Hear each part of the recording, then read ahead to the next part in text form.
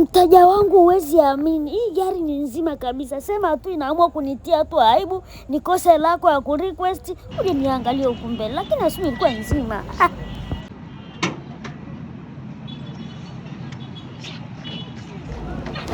Yaani magari mengine bwana, yaani natoka nayo asubuhi kabisa nzima kabisa yani. Na wewe sasa kwa nini usizime nikiwa mwenyewe? Unakuja kuzima mbele ya mteja. Sasa atanielewaje sasa? Sasa na hii kampuni ya kurequest inaweza hata ikanikatia labda huduma. Sasa na wewe ungezima wakati nikiwa mwenyewe, unazima nikiwa na mteja nini? Sikia kufanyani bwana.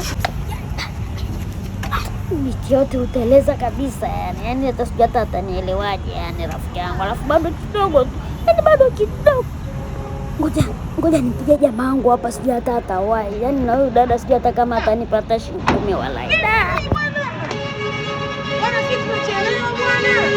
Tunachelewa bwana. Kuna fundi wangu nampigia dakika 0 hapa, anaitwa Mangi, anakuja hapa kumtangazia tuondoke dadangu. Naomba nisamee mimi, usirequest mwingine.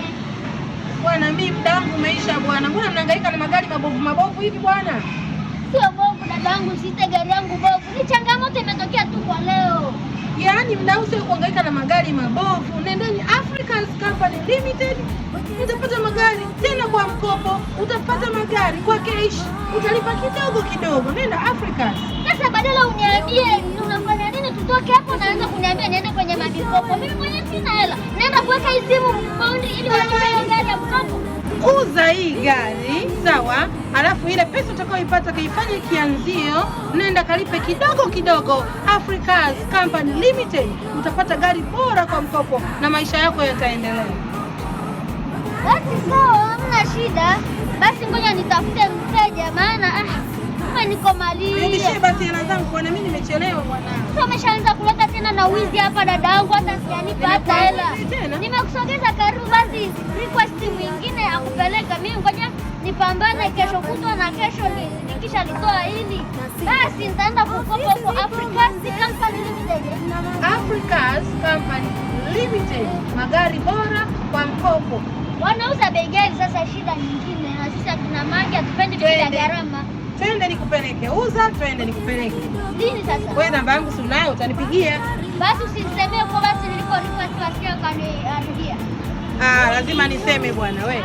Basi Watafikaje Africans Company Limited? Watafikaje? Lazima niseme. Milioni 200. Magari ya mkopo, magari kununua, wekeza kidogo kidogo. Kwa namna hii kweli itabidi niende huko Africans Limited nikakope gari, maana hii haisio kwa barabarani na nianze kutengeneza magari aibu hii. Nikichukua mpya najua haitonisumbua, bora nilipe tu kidogo kidogo.